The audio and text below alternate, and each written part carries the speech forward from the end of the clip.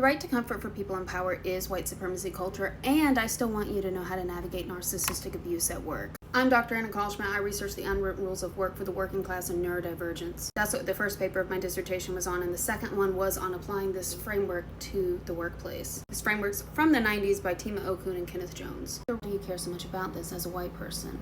Well, I really like this framework because it called my ass out, helped me understand a lot about myself, and it's helped me lead large teams of people who are different than I am and made me a better leader. Therefore, I like to continue passing it on. The right to comfort and the fear of open conflict are seen a lot in white-collar culture. They are where people are worried more about how you say things than what you said. And if you make them uncomfortable, that it's your fault and not whatever they did to make you bring it up in the first place. That is a problem.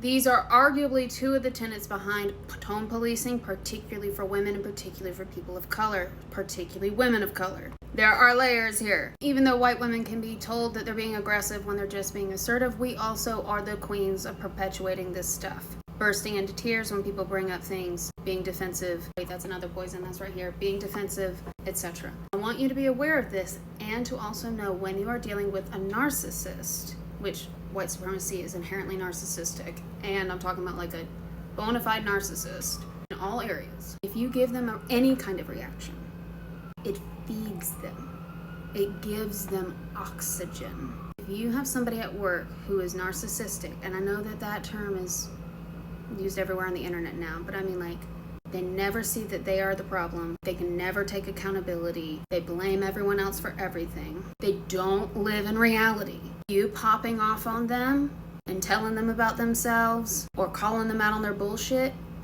will make them happy because they don't live in reality. They will just dissociate, and they will use these tools of you crashing out to get you in trouble and not them. Is it right? No. I am anti-tone policing. And I've also survived narcissistic abuse in my own family. And any reaction you give them is just going to fuel the fire. Some people enjoy seeing other people in pain. The best thing you can do with a narcissist is to not play. Give them no reaction. Just say, okay.